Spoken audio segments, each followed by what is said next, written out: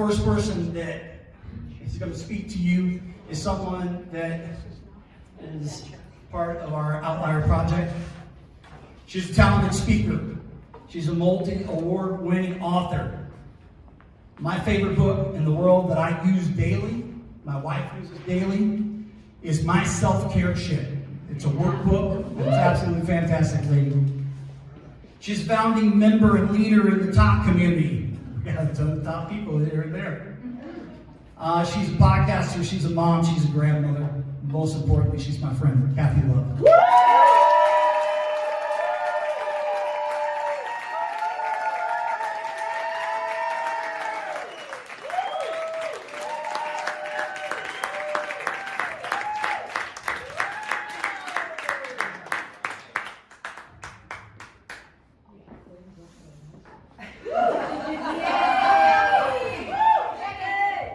Are you guys ready to cook up some self-care shit tonight?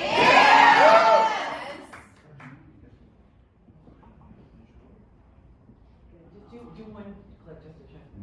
Good. Go on. Usually I'm up here talking about how true self-care is more than manicures and massages.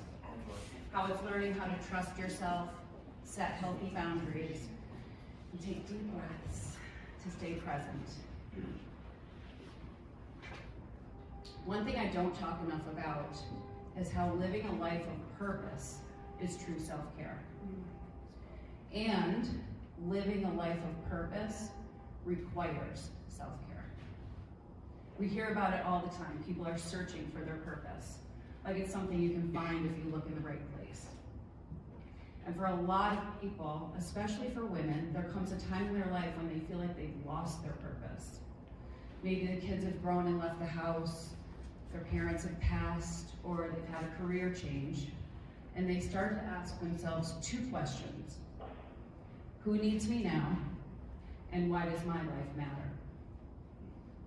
I know for me, there were years where I struggled with this question, asking, begging for answers. But the more time and energy that I spent searching, it just left me feeling more confused and even disappointed in myself for not knowing the answer. The only thing I knew about myself that I had always known about myself was that I wanted to help people. I just didn't know how I could do that or what it would look like when my own life was falling apart. I was struggling emotionally, financially, in every way. I was the one asking for help. And that gap between what I wanted to be able to do and what I could do felt unbearable to me. I don't know if you've ever had that feeling where you know there's so much more you can give, you just don't know how to do it. That's when I realized that purpose wasn't something I would find once. It was in the small choices I would make every day, in small acts of service.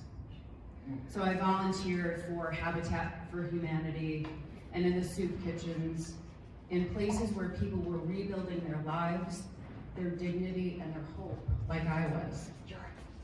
And every single time, something shifted in me.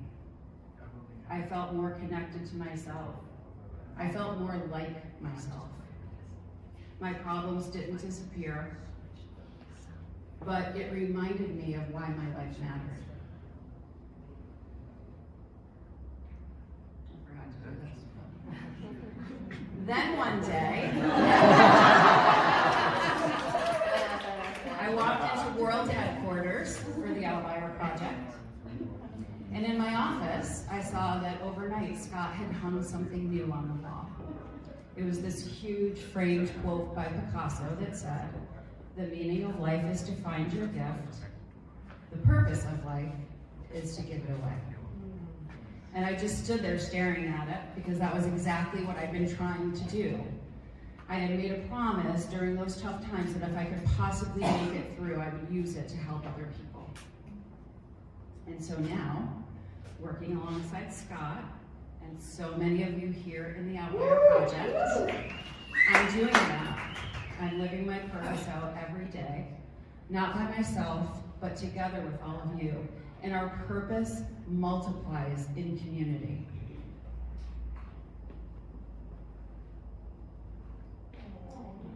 At our core, I believe our purpose is to choose love. And when we choose love, we show up differently, all day, every day. I knew Peter Schaller led Rayo de Sol with love, but it wasn't until I walked into the community center in Nicaragua that I understood what that really meant.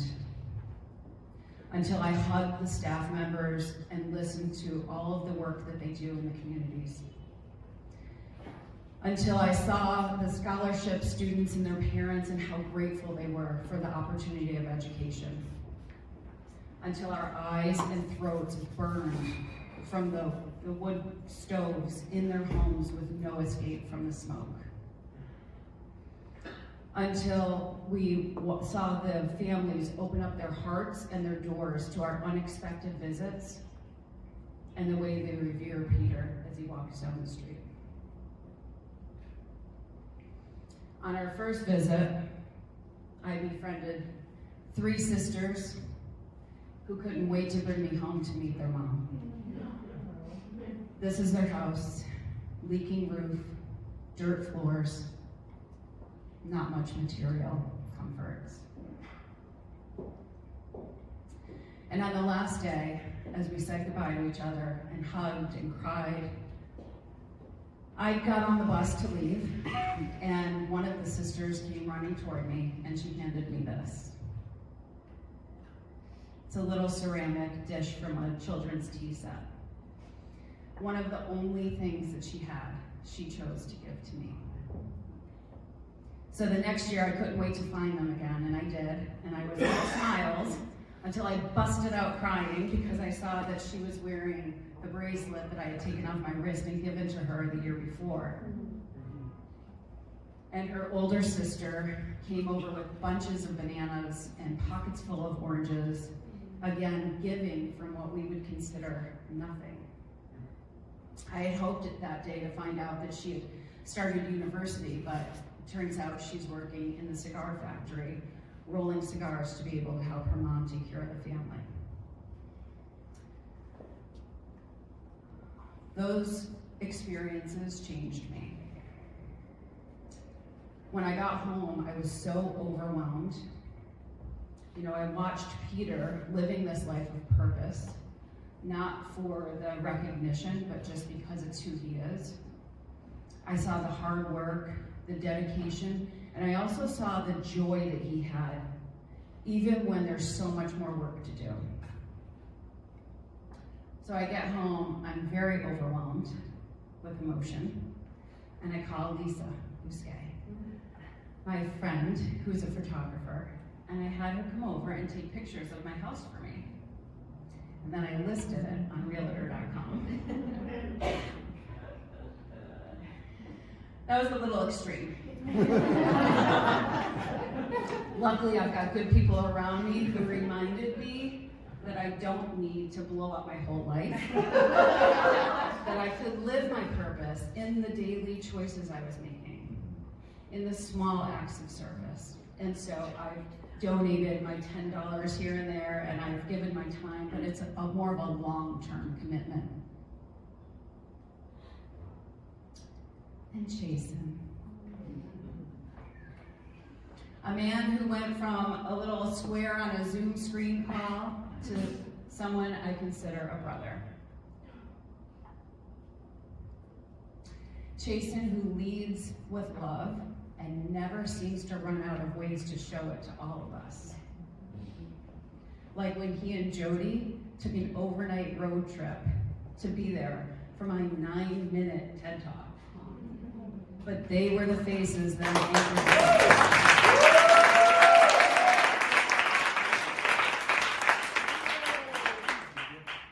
Last year, at this event, I got to be in the audience and listen to Jason tell his story for the first time in that super authentic and raw, vulnerable way that surprised all of us, especially him. And we were able to send him off to Nicaragua a few months later to build the first Transformation Kitchen in Meadowvale.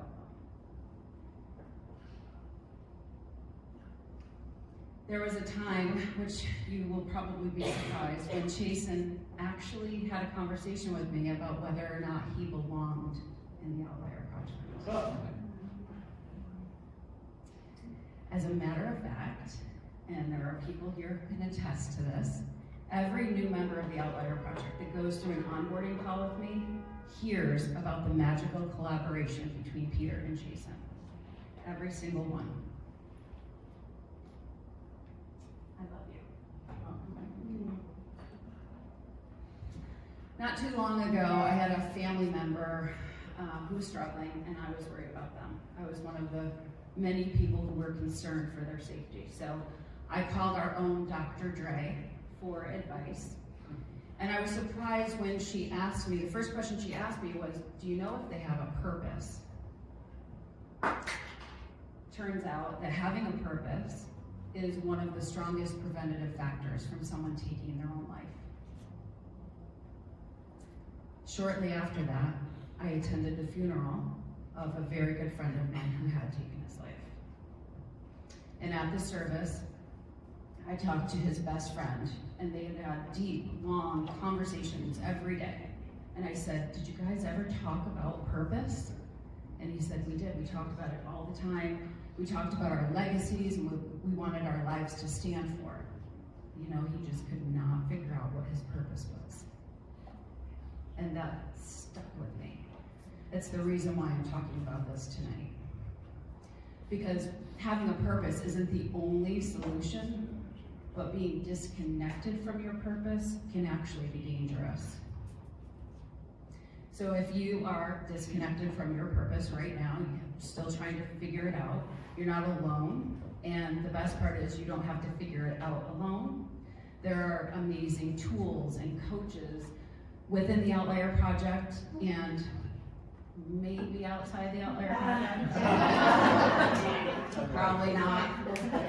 But there are plenty of people who will sit with you, who will ask you the questions that just gets you to connect to what's already there in your heart, who will get you to slow down, take a breath, and just remember what brings you to life.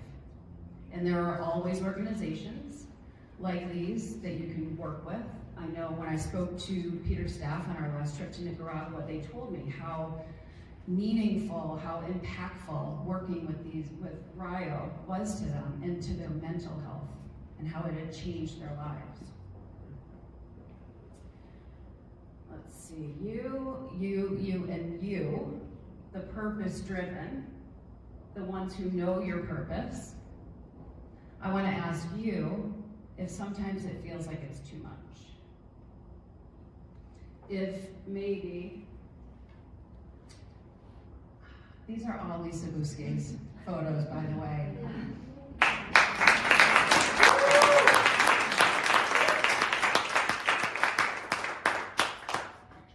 Sometimes the burden can feel so heavy that we have to be reminded to put a little bit of it down. That we can't do it all the time. And sometimes we need to ask for help. Okay, so if you do not know what your purpose is, let's take a deep breath and see if you can connect to what brings you to life. And if you do know your purpose, let's take a breath. And ask yourself if you're taking care of yourself in a way that lets you continue to give in a sustainable way. The world doesn't need burned out heroes. It needs people who can stay in the work over time. Can't remember why I did that.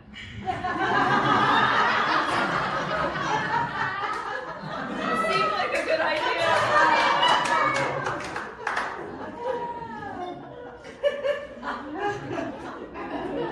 The whole point is you can have fun. So purpose is, it's not about how much we give once. It's about how we figure out ways to give while we're still figuring things out. It's not about giving from what's extra. It's about giving from what we can. Purpose is not about rescuing people.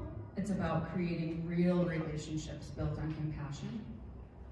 And purpose is definitely not giving it all away until we are empty. So this was supposed to be like, here's me living my life and my purpose, and there we go. You look good, girl.